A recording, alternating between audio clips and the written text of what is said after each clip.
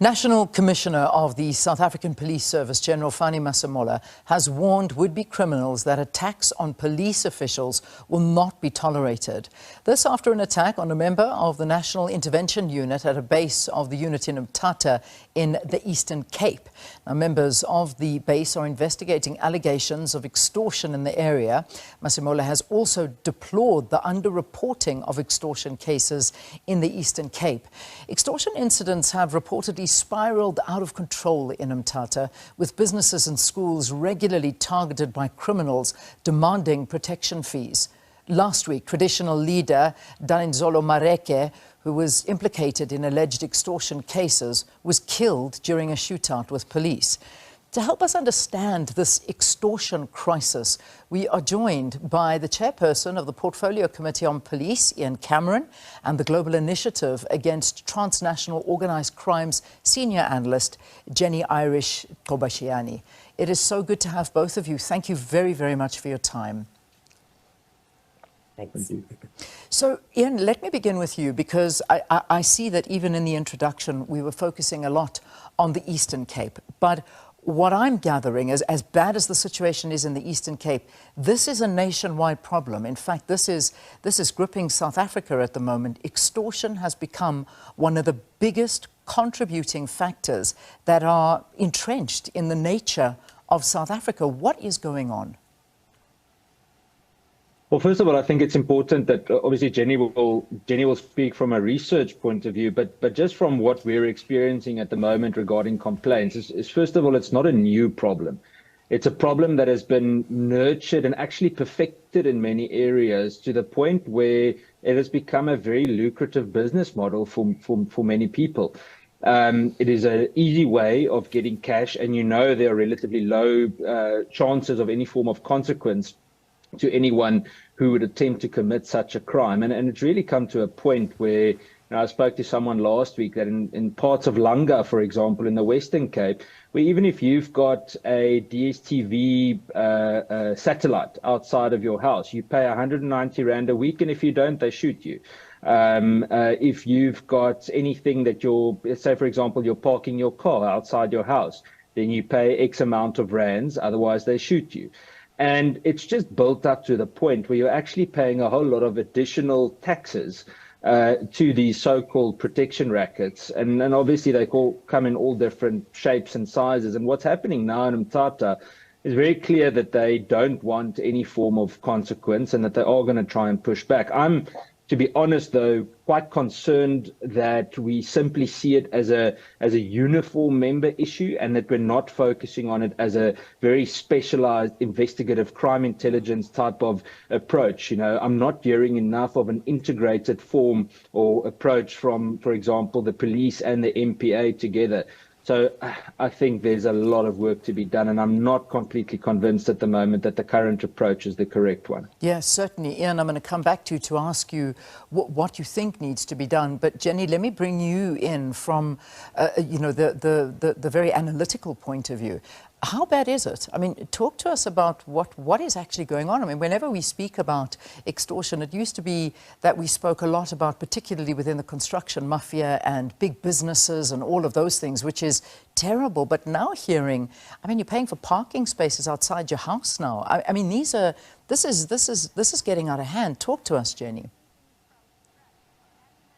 We are seeing it increasingly affect a broader spectrum of people and businesses. And what we're seeing in the local township extortion economy is it's got really it's gone beyond just affecting businesses, which is what normally you see in extortion, in systemic kind of extortion. And we're seeing that if you get a new car, you pay an extortionist because you've seen to tax for buying a new car. So I think that particularly in the local township economy, we're seeing that it is affecting more and more individual community members and not just businesses. Explain to me who these people are, because in my mind, I'm actually struggling to understand who's going to come to my door and say, you need to pay me a cost for a new car that you've just bought. Who are these people? So I think one of the things we need to recognize is that extortion, the kind of extortion that we're seeing at the moment, yes, you will have systemic extortion where, for example, an older kid at a school extorts a younger kid and says, give me your lunch or give me money, etc.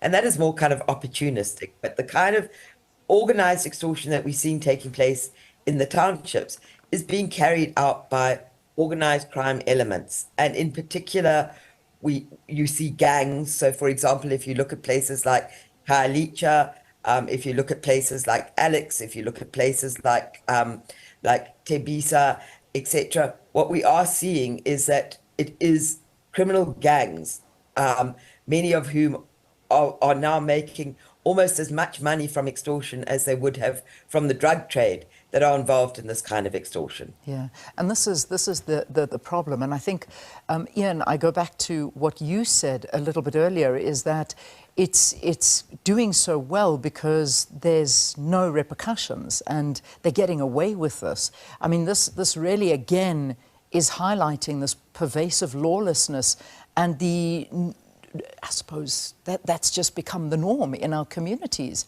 Perhaps you want to address that as well.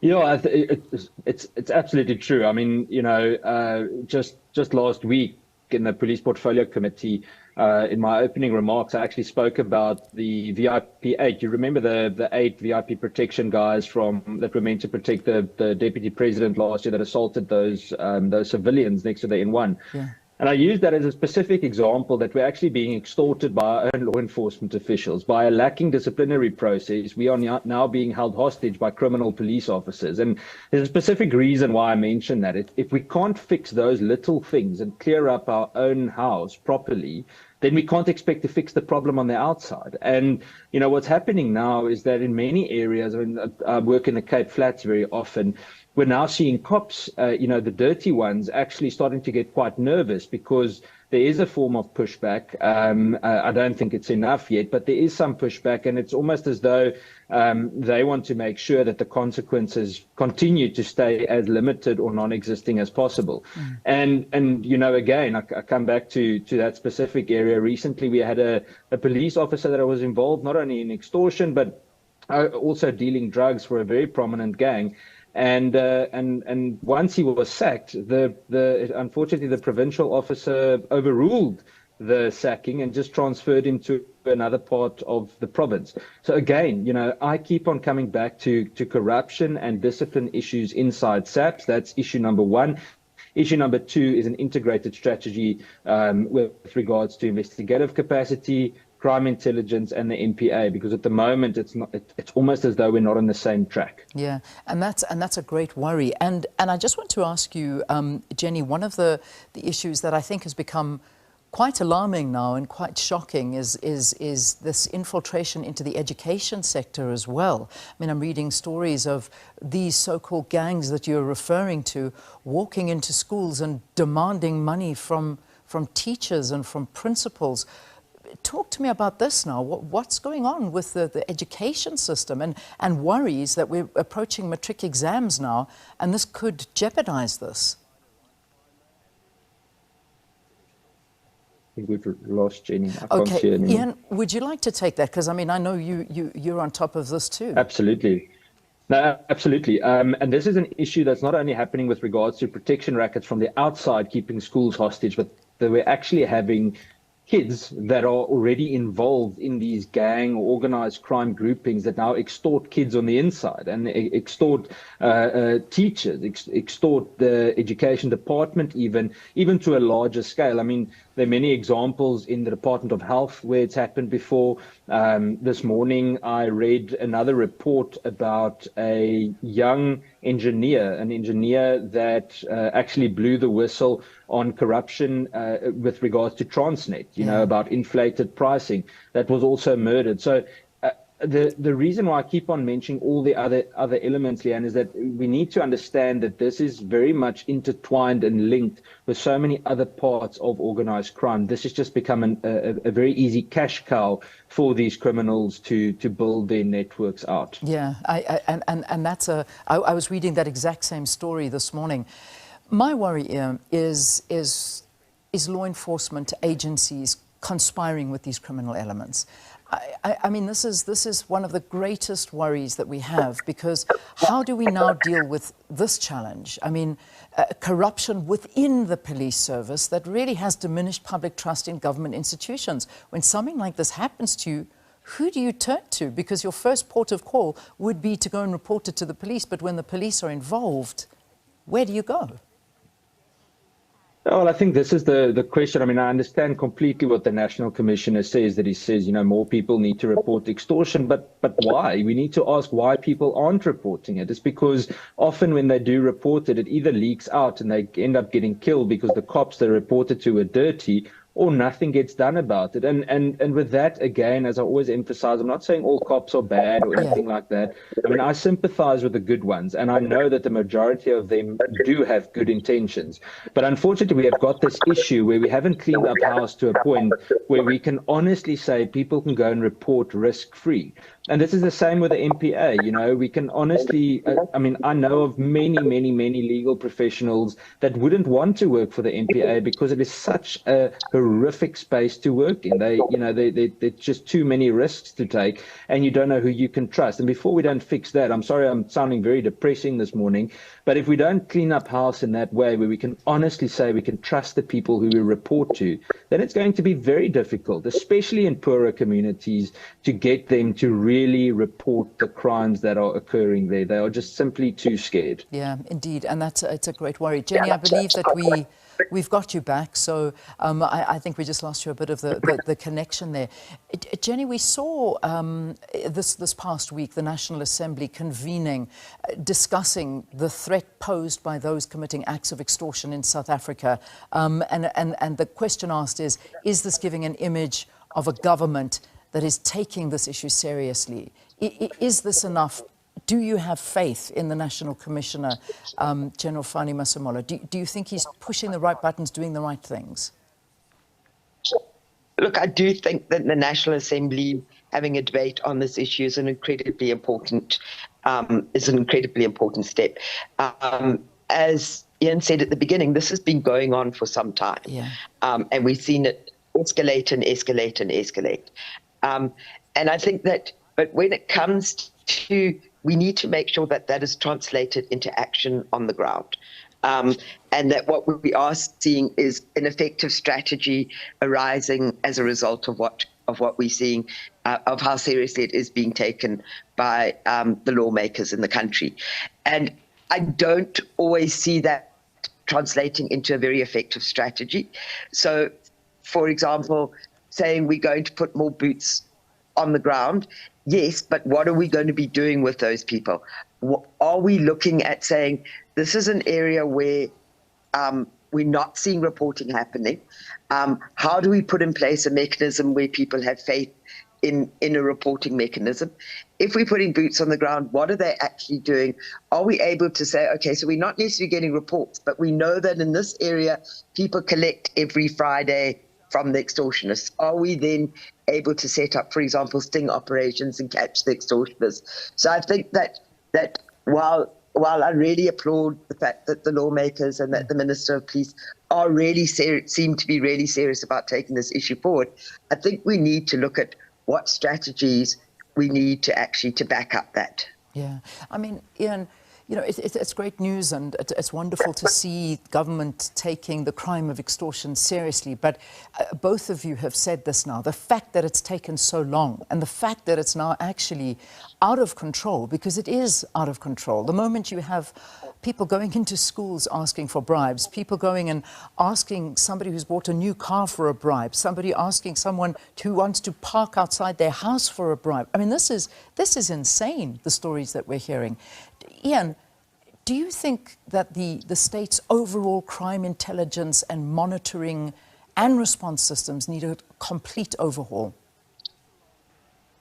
So I'm going to start with an example. Mfuleni in the Cape Flats, they even collect on the back of bakkies. So armed men sit on the back of bakkies and then they drive around and they collect their money.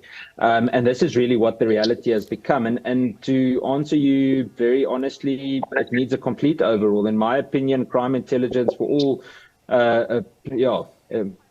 for most of it, it's collapsed completely. and that needs to be completely rebuilt for years. And the new minister has acknowledged this. He said it last week in Parliament. He knows that crime intelligence for a very long time was often abused for political use, and that it wasn't used for the actual reasons that it's meant to have been used for. So very worried about that. And then the shortage of specialized detectives. The specific case that I told you that we spoke about this morning about the young engineer in Vereniging that blew the whistle, those detectives that are investigating that are being followed home, they're getting death threats, and the list goes on. And a month later, after they reported this and asked for protection detail, they still don't have it. So this goes to show, how much still needs to be done.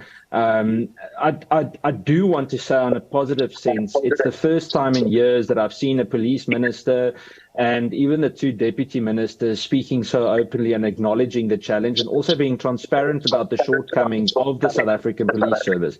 For many years, we've just constantly heard how good everything is and that it's actually okay, and it's just the public blowing it out of proportion. They're actually acknowledging it. So I think that's a step in the right direction. It's now a matter of making sure that SAP's management and the broader law enforcement space is held to account, and actually making sure that they get the job done. Yeah. Jenny, let me just get a final word from you on here. I mean, is there a reason to believe that some perpetrators of extortion are politically connected? Look, I do think that we have seen in places, for example, if one takes the construction mafia, we did see that there were certain connections that mafia had, particularly in KwaZulu-Natal, and relations with people. And that makes it quite difficult. We also know for a fact, again, using the construction mafia as an example, and I know that you see the same kind of thing with Boko Haram in Pretoria, in Shashanguve, and Mamelodi. They have made a concerted effort to try and infiltrate local government. And then you start seeing there that it makes it more difficult to deal with. Not only do they access information, but they also have their people situated in local government at different levels. Yeah. Thanks, Jenny. Ian, your final word. Is there a plan? Because we're talking about all of this, it's awful. I mean, people have got cases sitting at police stations where even the police tell you, please will you hire a private investigator, because we don't have enough capacity to deal with this. So it's a murder, it's a robbery, it's a hijacking, it's anything, and they tell you to go and hire another agency to work on this. Is there a plan? I mean, that can help South Africans with not only this extortion, but our spiraling crime rates? Yeah, so yes, I think there are strategies. There are several strategies. Unfortunately, in my opinion, not being implemented at the moment the way they should. National Intervention Unit is a temporary approach. It's something that is basically like sticking a plaster on a wound that needs surgery. So it might stabilize for a small while in an area, but without proper investigation and prosecution, we can't expect it to change. So it's far more deep-rooted than just sending uniform members in to kind of combat an area for a while. Strategies do exist. Whether they're being implemented is another question. From our point of view, we're obviously doing oversight, and we have started following up on specific cases. And I think next week there's actually a police committee session that's dedicated to feedback regarding what is actually being done.